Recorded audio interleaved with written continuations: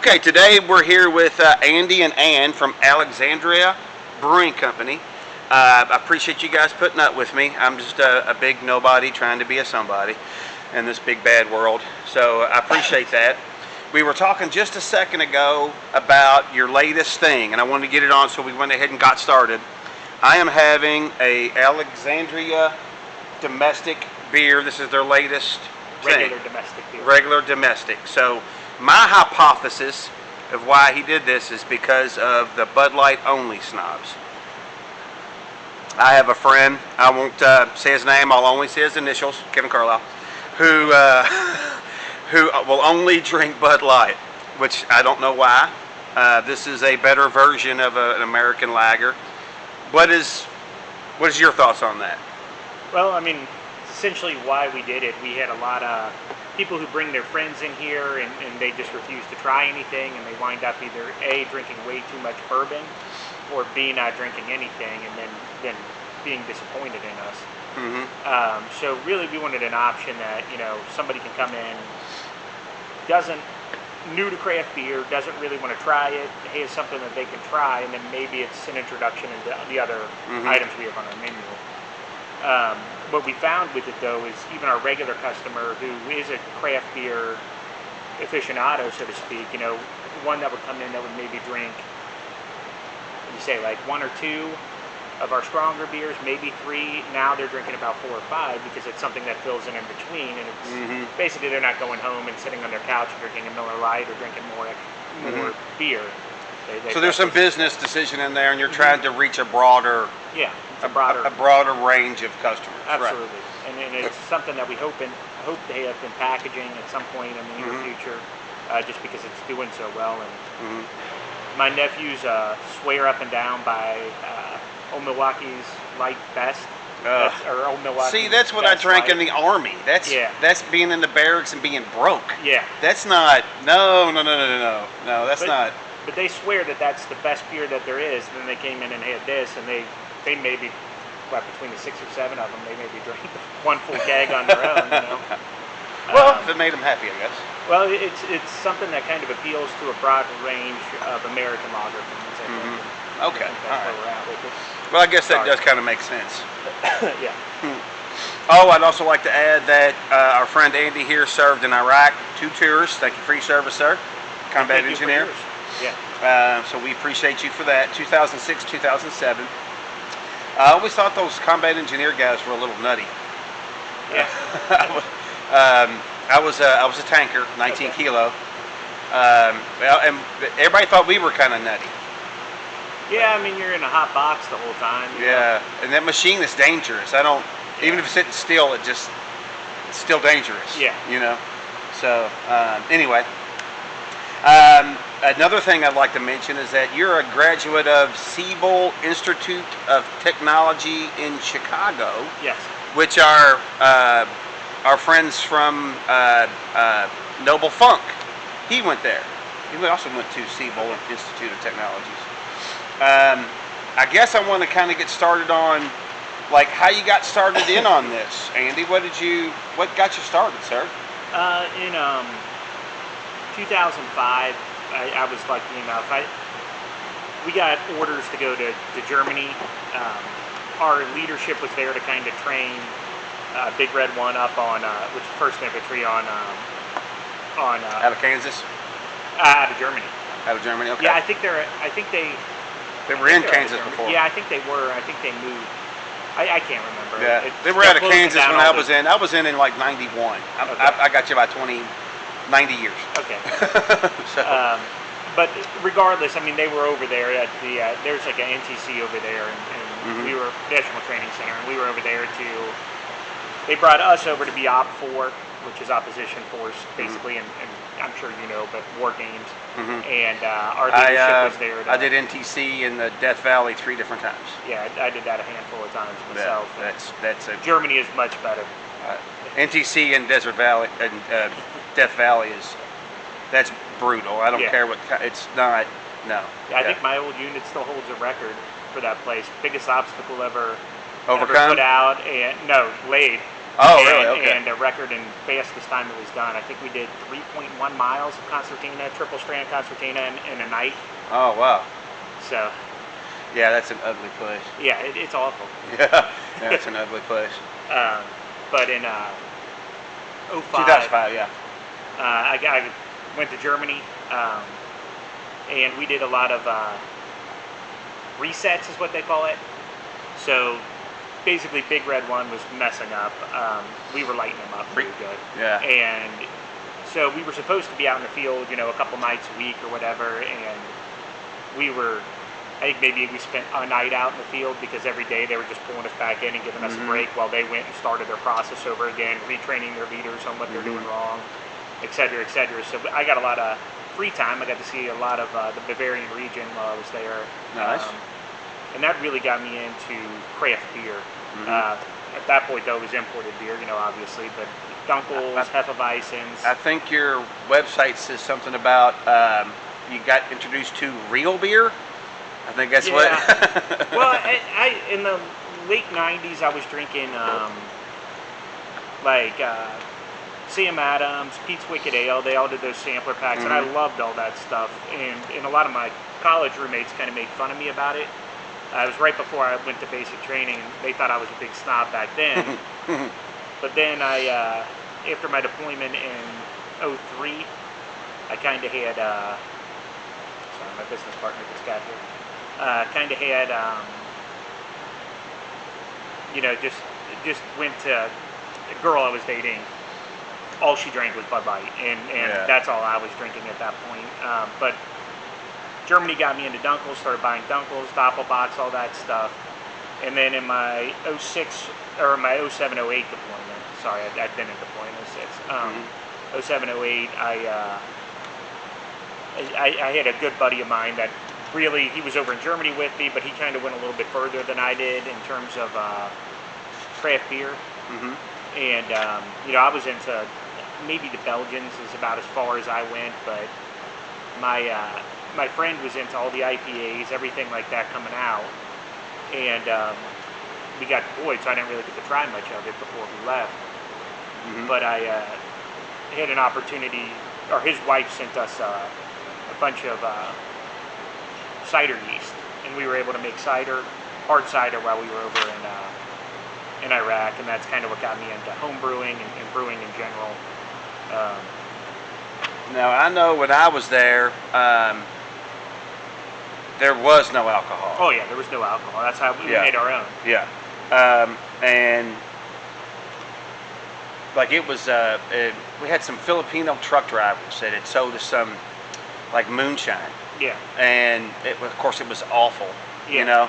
And they talked about, you get caught with that, it's like a death penalty. It's serious, serious business.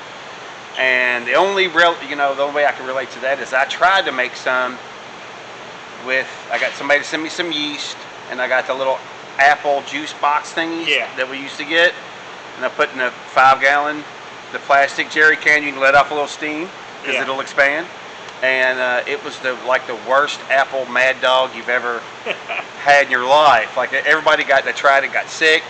We got a buzz though, and it was New Year's Eve of '91, and they were giving it. We had snuck down to the tanks and were drinking this, and we went back up. They were giving us near beer. Yeah. And we all had a real buzz, and so like the CO and the top were all like, man, Lucas thinks he really thinks he's drinking real beer. He's acting that's what it did stop as we drank the near beer. But probably too late anyway, right? Yeah. The pace that they were running us, it was grueling as can be. So I'd come back and make that, take a nap, and then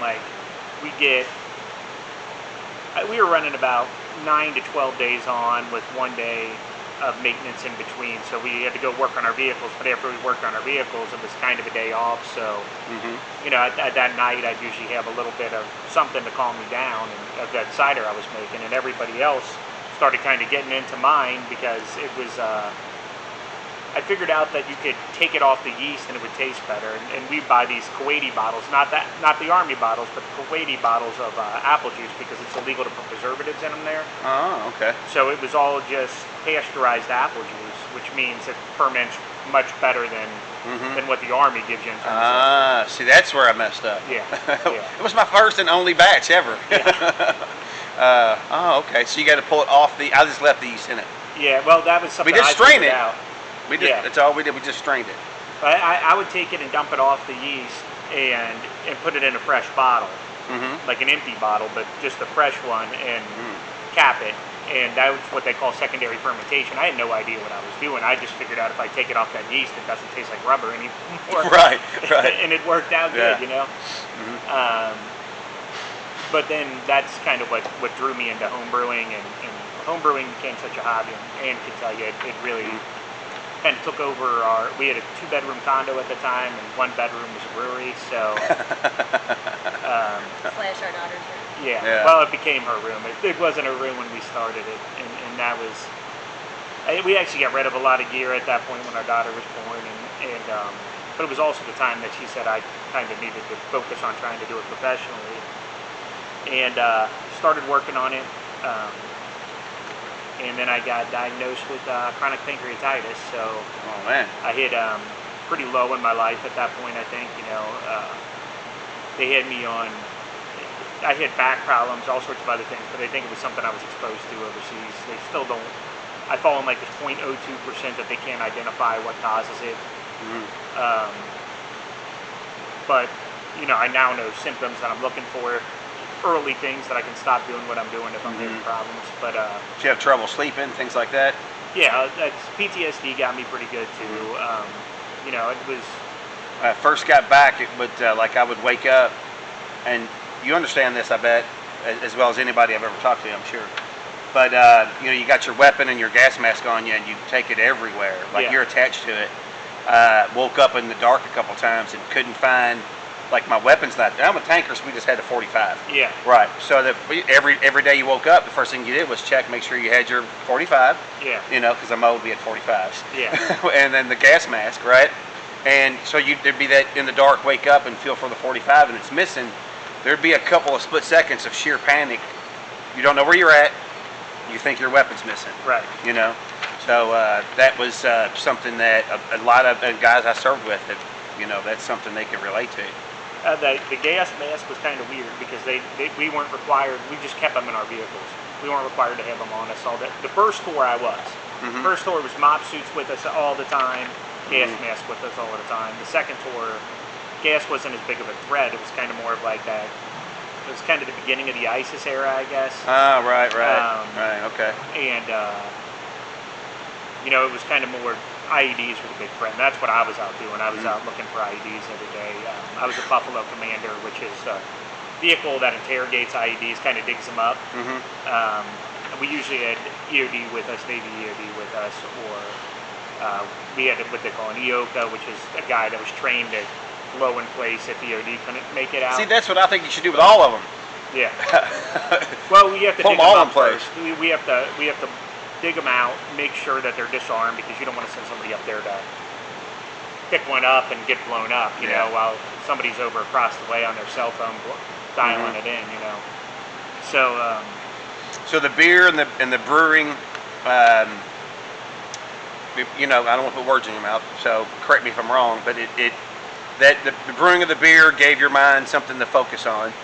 And gave you direction. It did, but I lost, like I said, I had that chronic pancreatitis problem. First year I had it, I was hospitalized about 6 months in a 12-month span. Ouch. And I had no idea, they had no idea what was going on. I also got C. diff while I was in the hospital. They thought they were going to have to remove part of my intestines because of it and give me a colostomy bag. So it was a bad time. Right. They also, it was the era of overprescribed painkillers, so they got me hooked on painkillers too. So it was a rough time. We blew through our savings, though, with just hospital bills. I wasn't service connected with the VA at that point yet, and it was rough. I got really depressed, never really left my house anymore. and my wife kind of got sick of it, which I guess I was fortunate enough with Right. that. And she signed me up for Wounded Warrior Project, Uh huh. and she also signed me up for this thing called Project Odyssey. And what that is it's like a session where you go down, you go do something that's, I guess, kind of challenging for people. You know, like we did like a ropes course, we did. Like rugged maniac, obstacle course type things. No, it's kind of more like, because they don't want. There's a lot of guys that are in bad shape that, you know, they want to make sure everybody can do it. So you're not doing like Okay. hardcore obstacles, but Okay. we did rock climbing, a ropes course, and then we did what do they call that? Where I can't think of the name. Where you zip lining. Zip line. Yeah, Oh, yeah. those are a blast. Yeah, so we did all that, but in between it was kind of like a therapy session where you're talking about everything that's going on and goal setting, and that was the big thing for me. And you know, I'm not usually one to kind of drink the Kool-Aid. But that time I I did, get it. and I said, you know, if I'm ever going to get any better, this is how I'm going to have to do it. So I drank it pretty hard. I came back with two goals. One was to finish my business plan. The other one was to go to brewing school. Right. That's my business partner, Brad Martin. Brad. Yeah, Brad. Brad Martin. Hello. Welcome to the stage. How you doing? Good friend of ours. Good friend of mine. Brad. See you later, Martin. Well, the good thing is that you found some direction, Yeah. and then you've got a beautiful place here now. I can't think of a better way to move forward with your life. I can't. I mean, I'm sure there's other better ways. Hitting a lottery and being a millionaire. Yeah. I'm sure there's. I don't know. But I mean, what are the chances of that? Buying Bitcoin at $50 Yeah. a token. I mean, maybe that could have helped, but Yeah. we all can't be so prescient, right? Yeah. Most of us have to do a little work, but well, that's great, man. I'm glad to hear that. I am trying the Till the Battle is Won. It is a American IPA. It is nice. Kind of, we call it a Midwest IPA, and that's not really a category, but it's kind of. We use a lot of the East Coast, like hazy type of hops in it, but we brew it traditionally like the West Coast style. And that's really my next question. I'll always ask everybody. Sometimes they don't. Like, do you have a beer philosophy? And I want to take that to what I've seen on your website. You talking about the Cincinnati tradition. Yeah. I'm not familiar with that. Could you help me out with that, please? Well, Cincinnati was the biggest beer town pre-Prohibition in the U.S. I mean, they had more breweries than any other city in the country at the time. Okay. And they were known for lagers and known for traditional brewing. So, you know, my philosophy is very traditional. You know, I do go outside. I color outside the lines quite a You bit. got a lime but- basil. Of course you Yeah, do. yeah, but if that's not outside the lines, I don't know what is.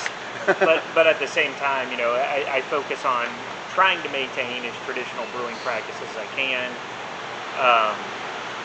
Trying to make sure it's real ingredients, not a bunch of fake flavors and things like that. That we use real fruit instead of extracts most of the time. You know, the exception would kind of be like our seltzers and things like that when we do something like that. But you know, it's just kind of,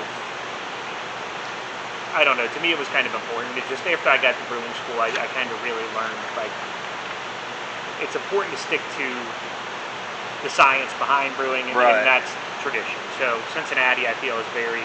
I had no idea about Cincinnati. I read too that about you guys. I can't remember where. You're the first brewery in Alexandria since the 1880s. Yeah. Is that correct? Like that, yeah. The other one too was called like Alexandria Brewing. I don't think it was Alexandria Brewing Company, but they got bought by Red Top. I want to say it was Red Top or Bavarian Beer. Bought them out, ruined them. Well, it wasn't that. It was just. This was it's a small town now, and back then it was even a smaller town. And it was just something that, you know, I don't know if, I really don't know. I can't tell you. I mean, it was, I don't know. That's fascinating, though. I mean, competition or my what. first thought was, well, it's a small town. Of course, it's the first one since the 1880s. Yeah. And I talked to Ashley at Flywheel in E-Town, and there's like a formula that you do. the population needs to be about this much, Yeah. or it can't really sustain. I don't know what that formula is, but I don't know what the size of Alexandria is. But you're so close to Cincinnati that Right. it's not like you're an hour and a half away from any major metro. I mean, Yeah, we're considered Greater Cincinnati. yeah. See, yeah. So I don't know. It's kind of it's a 15-mile radius is what you look at, and I believe it has to be a 35,000 Okay. population Right. within, and there has to be a certain median income in that too. And other factors play into it. It's a brewer's So association. not gonna work in Pakistan or Zimbabwe. Well, it's also kind of, um, is there a university close or a big event area close? Oh, right. Okay. Bus stops, are they around your area? Are they Mhm. within walking distance of your area? Ride sharing, is that available in the area? Yeah, Things all like that kind of stuff. So you look into that as well, and then you also look at existing businesses and infrastructure and growth of the area versus is the area growing or is it declining? In Alexandria, we were fortunate enough to kind of know a couple people here that knew what the area was getting ready to do, and it was expanding. And your wife Ann is from Alexandria, correct? Yeah, she is. Okay. All right. So she knows the area fairly well. Yeah. Well, I'm from the Milford. bar looks great. I mean, it looks a little industrialized in here, but that's where you make the beer.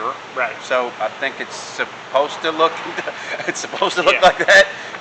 Out front, the bar looks fantastic. Did you guys do all this work on this stuff? Yeah, my dad helped us out a lot with it. He had a remodeling company, and they kind of came in and really gave us a break on price. Right. I'm not going to say we didn't cut quarters because we were on a limited budget, but Right. he really did help us out. And like the bar, I pretty much did most of the work on the bar. A lot of that barnwood that we have up front. Yeah, I've seen that. That's Um, nice.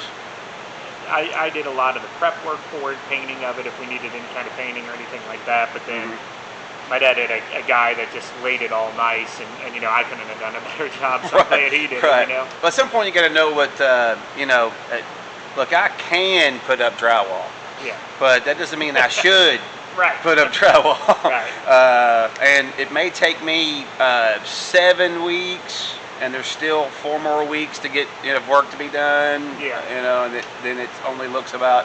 So there's some point where you got to go. Okay, I'm going to go make beer while you go fix the bar or do those things, right? Yeah, So, and that's my dad was a really good carpenter, so that helps out a lot. And he taught me a lot about woodworking. So Mm. there's certain things I know I'm confident doing, but like you said, I could have done it. I don't know if it would have looked as good because the way that this Right. guy designed everything was just better than I thought it was going to look.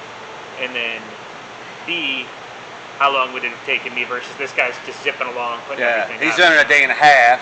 Yeah. You've made 7 trips to Home Depot. Yeah, That's always my thing. What kind of tool will do that? yeah. Yeah, I'm looking up YouTube videos. I can't. Yeah. So no, that's great, man. I think the place looks great. Let's see. Oh, and I know you said something earlier about this, but do you have any future plans for the place? Are you other locations expanding? Well, we're in the process of production expansion right now. I've got 3 15-barrel tanks on order, 2 of which are supposed to be coming next week, and then the other one's sometime by mid to late September.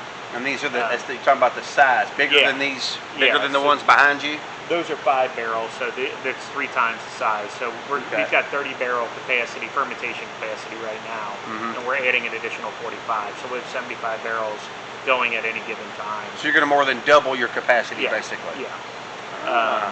Okay. And All right. then the goal from there is if our big thing has always been organic growth. We're not trying to force our growth and buy equipment just to buy equipment because we're getting price breaks on it or whatever. We want to make sure it's the right decision for us. So That's got to be the way to do it. yeah, That's got to be. I mean, you got to sustain what you got going on. Yes, make a few bucks, obviously, then grow from there. Right. Obviously, it sounds like exactly what you're doing. I got the idea from you just now. Is there anything else that you'd like to talk about? I mean, I noticed that like your logo or maybe your motto, I guess, was I kind of pulled this out of your About Us, like honest company that gives back and about good beer. And then, see, it's my shorthand. I got beer everywhere. Okay. Family friendly, celebrating rock and roll. You're into music. And I got beer. I'm assuming good beer there. We So, try. yeah. So is that kind of where you're trying to go? Yeah, I mean we're very we're in an area that I would consider very country, right?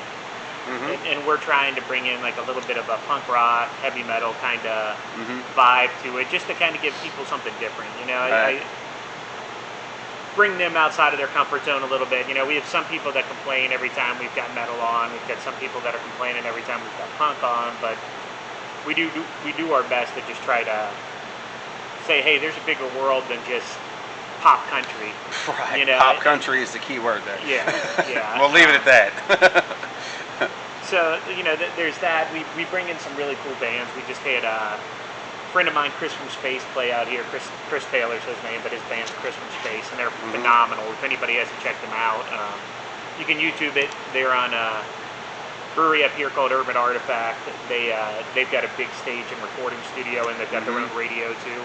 It's AM radio, and then they've got internet radio too. So they're on their YouTube channel. If you look up Radio Artifact, worth checking out. We got another guy, a local guy, Gary Birch, that plays up here all the time, and he's kind of like this folk, rock, punk mix. That's just, it's great. That sounds like an odd kind of mix. It is. He kind of Yeah. has this like. Does he come up with that after he tried all your beers? I mean, is that what happened there? I don't know. He's been doing it for a while, and I think he was in a cover band first and just was a drummer, and he learned how to play guitar, and he's more of, you know, plays guitar like he's playing the drums. This one's really good. The Alexandra Amber. Did we switch those two? Is that one more hoppy than the last one? No, that He didn't switch it. Okay. No, Yeah. this is good, man. Okay. It's a little dry at the end, which is good because it makes me want another. That's the idea, right? Right. That's better than pretzels on the bar. Yeah. But no, man, it's been great, Andy. I appreciate your time, my friend. It's been a great interview, I think, man. You guys got a great place here. Well, thank you. And anything that you got any events you want to plug or anything like that going on? We got our Go Hop Yourself Festival coming up on September 10th. Mm-hmm. So it'll be 4 bands throughout the day, and then we release our big IPA, Go Hop Yourself. This year it actually came in a little bit lighter, which I guess is good. It's 10% instead of its normal 12. 10%. Yeah, but it's made I with. always make that mistake. I don't realize it's a 10%. End up drinking 3 quickly, and where's the Uber? I need help. Yeah. You know, I always underestimate those things, man. Well, it's made with 96 pounds of honey or something like that. Is what we put in it for a 5-barrel batch. It's a lot of honey. But that's the idea, is to smooth it out, take some of the bitterness off. It's got a lot of. It's a high IBU beer, but you don't taste the bitterness in it because it's the honey just Sneaks up on you. balances it. Yeah. But it winds up being one of our most popular beers. We've got 3 variants this year. I'm trying to remember. I've got key lime pie, one we're calling Cosmic Punch, which just used a special strain of yeast in it. Can't remember what our other variants are. I came up with a bunch of them, but Right. we'll see them next week. I got Check out their website for all their AlexandriaBrewingCompany.com. Appreciate your time, guys, and we're going to end it Thank you. there.